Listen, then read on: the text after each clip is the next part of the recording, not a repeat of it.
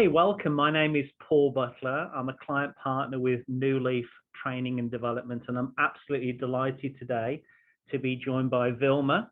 And Vilma works for an organization called BBSI, but she's also very involved with the Society for Human Resources Management.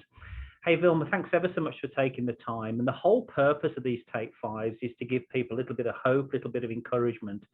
And my question for you would be, what would you say that you've learned in these last 12 or 13 months that you think would be helpful, hopeful, even a little bit of humorous, that you've learned kind of personally, as an organization, professionally? So while you're at it as well, Vilma, if you could share with us a little bit about your organization, both BBSI and SHRM, tell us a little bit about what you do and who you serve, and then I'll wrap it up when you're done.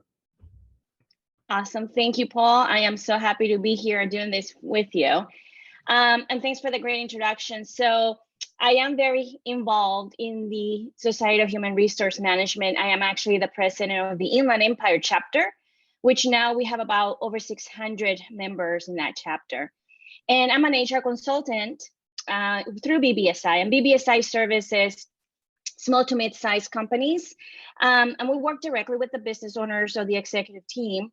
We provide consulting services along with payroll, as well as workers' comp insurance. And I love what I do. I really do love partnering with small business owners, mid-sized business owners, especially here in California, where it can be very complicated with a lot of new laws and updates and regulations. And I really am an advocate for business owners because I really want them to be successful. And obviously the last 12 months has been pretty tough for everyone, right? And so a lot of the calls that I had received in the last year and a half or so is all related to human beings, their human capital, right?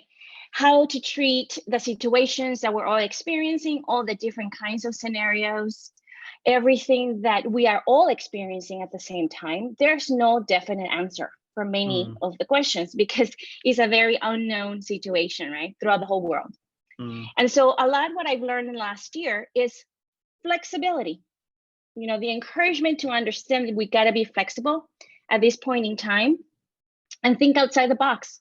What we may be able to offer employees within that flexibility that we should be able to provide them with, right? So every situation is very different.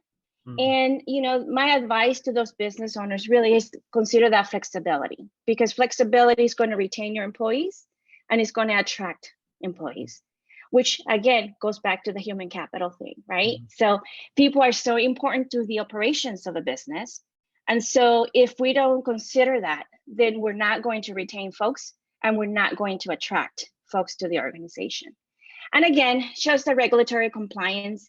Sometimes I feel like I'm an attorney, which I'm not, but, you know, we spend a lot of times doing a lot of research, keeping up to date with all the changes that are happening with regulations, and obviously how to communicate that to the business owners to make sure they understand what are some of the risks they will be taking in certain decision making. And again, which was a really great sounding board for them. I feel very blessed that many business owners do reach out and they are being proactive. They are asking the right questions. They want to do the right thing. And to me, that's extremely positive because they are really trying not only to survive, but really provide a great work environment for their employees. And I love it. I love what I do. That's one of the reasons I'm also being in the HR community. I want to share whatever I know. If it helps somebody else, I'm all for it. I'm all for understanding what we can go through together and help each other and really share the best practices, what has worked, what has not worked. And it's okay. It's okay to fail because we learn a lot.